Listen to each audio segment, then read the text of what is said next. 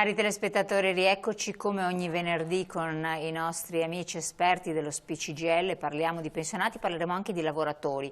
Qui con noi in studio abbiamo il piacere di avere Fulvio Dalzio, ben ritornato, della segreteria regionale SPCGL del Veneto. Grazie. Collegati da remoto con Giacomo Vendrame della segreteria regionale CGL del Veneto. Grazie anche, eccolo qua, grazie anche a lei.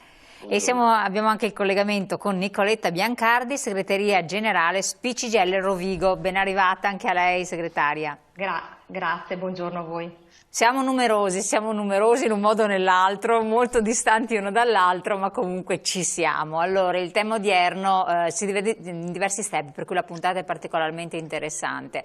Allora, io direi di incominciare subito con la questione che riguarda i provvedimenti che sono stati adottati a tutela del mondo del lavoro, dei lavoratori, e quindi intercettare subito Giacomo Vendrame in modo che ci racconti qual è lo stato dell'arte della situazione dal punto di vista come sindacato dei lavoratori. Poi ci porteremo invece sulle questioni del territorio, per i pensionati cosa si sta facendo, cosa si è fatto, ma non soltanto la questione purtroppo delle case di riposo, di cui esperta è proprio Nicoletta Biancardi. Allora, Giacomo Vendrame, ci racconti un attimo. La situazione è in continua evoluzione, è molto complessa, abbiamo molte realtà che in questo periodo sia artigianali che industriali stanno chiedendo la cassa integrazione come previsto dai vari decreti e come si sta definendo anche in queste ore, perché ad esempio proprio in queste ore si sta definendo anche la cassa integrazione in deroga per quanto riguarda il livello regionale, quindi molte aziende stanno riducendo o chiudendo l'attività con molti lavoratori che a quel punto sono a casa coperti dagli ammortizzatori sociali. Abbiamo invece situazioni all'interno della filiera, diciamo, delle cosiddette servizi essenziali che continuano a rimanere aperti. Abbiamo problemi e segnalazioni rispetto ai livelli di sicurezza nei luoghi di lavoro. In che senso? Difficoltà nel rispetto, cioè le aziende hanno difficoltà a far rispettare questi livelli di sicurezza? Sotto quale profilo? Sotto tanti, perché poi gli ambiti della sicurezza dipendono molto chiaramente dallo svolgimento dell'attività. Diciamo che dopo l'accordo nazionale con il protocollo sulla sicurezza e tra l'altro ripreso a livello regionale con l'intervento dello SPISAL, da lunedì c'è un'attività frenetica, ma in questo caso positiva, per far rispettare le norme all'interno dei luoghi di lavoro, in piena collaborazione con i soggetti per cercare in qualche modo di garantire sicurezza ai lavoratori, perché ricordiamo che dove non fosse garantita la posizione del sindacato è netta, devono stare a casa e quindi deve chiudere quell'attività. È chiaro che dove siamo di fronte a servizi essenziali, questa cosa diventa complicata. La situazione dei luoghi di lavoro, in particolare della sanità, è inutile dirlo, siamo a una situazione criticissima da tutti i punti di vista. Poi penso parlerete anche del tema delle case di riposo, che rientra comunque nell'ambito del sociosanitario. Sono situazioni particolarmente difficili. È un continuo monitoraggio di una situazione in continua evoluzione. Ecco, quali sono gli aspetti fondamentali in cui si è puntato da parte vostra come sindacato per la sicurezza dei lavoratori? Quindi quali sono gli aspetti più salienti che però secondo voi è anche difficile, obiettivamente difficile far rispettare? Io adesso non so se è vero, le pulizie o la disinfestazione quotidiana, non lo so, ci racconti un po' lei quali sono alcuni... Allora, la regola principe è la distanza, cioè noi dobbiamo garantire svolgimento del lavoro a distanza uno dall'altro e questo deve essere garantito. Chiaramente questo è particolarmente vero per quelle attività, penso alle fabbriche, dove i lavoratori svolgono attività vicini e quindi dobbiamo garantire anche organizzazioni del lavoro differenti per garantire distanza. C'è però tutto un ambito di lavoro che è spesso poco considerato, e lei ne ha citato uno, che è quello delle pulizie, che chiaramente in quel caso, pensiamo alle pulizie dentro gli ospedali, devono in qualche modo trovare gli stessi elementi di garanzia sotto il profilo dei dispositivi di sicurezza che hanno gli stessi lavoratori dell'ospedale, cosa che sappiamo è particolarmente difficile. Le mascherine in questo momento sono un tema caldo e non sono facilmente reperibili all'interno dei luoghi di lavoro, perché va data assoluta priorità agli ambiti di carattere sociosanitario. È anche vero che appunto poi ci sono persone che non sono medici o infermieri che però lavorano all'interno di quegli ambiti del sociosanitario. Quindi è una situazione difficile proprio di approvvigionamento dei dispositivi di sicurezza. Ho citato le mascherine, poi ce ne sono tanti altri, nel senso che guanti o comunque dispositivi che garantiscono una certa sicurezza nel dover affrontare luoghi che non si sa se sono stati in qualche modo contagiati o no. Ricordo, e su questo c'è un'attività appunto importante, che nel momento in cui dovesse in un luogo di lavoro essere rilevata una persona positiva, scatta una serie prevista nel protocollo di attività, tra cui la sanificazione di quel luogo di lavoro e anche la sospensione temporanea di quella attività lavorativa per garantire la sanificazione di quel luogo di lavoro e quindi la sicurezza nella ripresa che va valutata dal punto di vista produttivo successiva. Perfetto, quindi però il luogo di lavoro deve essere anche sanificato? C'è un obbligo di legge anche da questo punto di vista? È chiaro che è un'indicazione che dove è possibile si proceda a una sanificazione preventiva del luogo di lavoro, cosa che devo dire molte aziende stanno facendo. Chiaramente noi il problema che ci stiamo ponendo è che i luoghi dove noi siamo presenti, e quindi quelli organizzati come si dice, sono luoghi su cui stiamo monitorando e tra l'altro il sindacato è anche in grado di mettere eventualmente azioni anche abbastanza drastiche, penso allo sciopero ad esempio, per in qualche modo risolvere la situazione. Il problema sussiste dove i lavoratori svolgono la loro prestazione lavorativa da soli o dove il sindacato non è presente. In quel caso è chiaro che noi stiamo dicendo a tutti i lavoratori, ma in realtà anche ai cittadini, di segnalare a noi o alle autorità competenti eventuali situazioni di criticità. Ecco, altri aspetti che sono emersi anche da questo decreto, che comunque ha preso in considerazione molta parte dei lavoratori dipendenti, che è rilevante sottolineare, che a voi sono andati bene oppure no, che si potevano fare dei correttivi eccetera?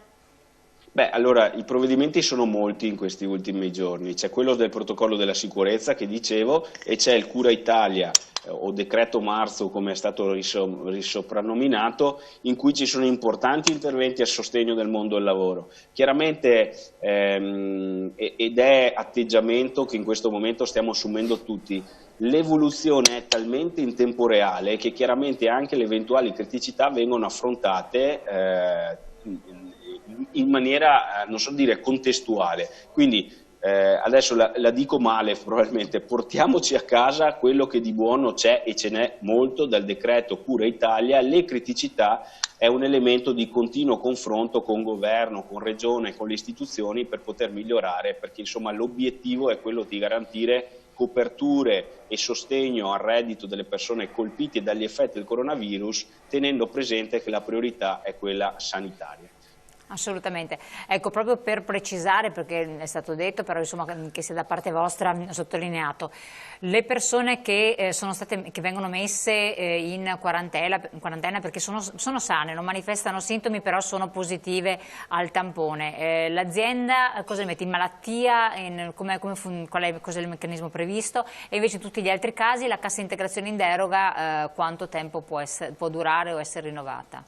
Lì va valutata puntualmente, anche perché dipende dove avviene in qualche modo la manifestazione della malattia, perché dobbiamo anche considerare la manifestazione della malattia potrebbe essere fatta all'interno del luogo di lavoro, in quel caso si conforma addirittura a una sorta di infortunio, come se si infortunasse nella prestazione lavorativa, e quindi entra nel merito l'assicurazione INAIL e via dicendo. Quindi bisogna sempre valutare. Comunque tra questi aspetti di carattere assicurativo, tra gli strumenti di ammortizzatori sociali, in questo momento i lavoratori che stanno a casa per effetto del coronavirus o perché appunto sono malati, hanno praticamente tutti una possibile copertura, perché con la sottoscrizione che avverrà a brevissimo della cassa integrazione in deroga di carattere regionale, la cassa integrazione in deroga interviene per tutti coloro che non sono coperti dagli strumenti di carattere nazionali. È stato previsto a livello nazionale questa cosa, lo stiamo applicando, quindi salvo casi davvero specifici che comunque stiamo affrontando,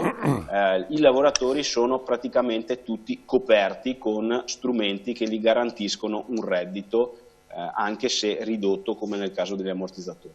C'è una sottoscrizione che è stata fatta? Che deve essere fatta? Sì, gli accordi di cassa integrazione sono comunque,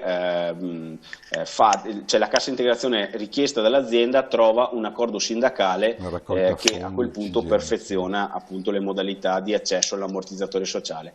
Sono state previste a livello nazionale anche delle procedure facilitate proprio vista l'urgenza e visto che in alcuni casi gli ammortizzatori verranno richieste da realtà, penso al commercio ad esempio, che tipicamente non utilizzano in maniera diciamo classica l'ammortizzatore, non ne hanno mai avuto bisogno, mettiamola così, e che quindi in quel caso anche per la frammentazione delle realtà sono previste modalità semplificate, comunque sempre con l'intervento del sindacato che in questa fase qua garantisce tutto il supporto per dare copertura a 360 gradi nel momento in cui la ragione è quella che diciamo e quindi il coronavirus. C'è un aspetto che voglio sottolineare qui con noi il segretario Fulvio De Zio.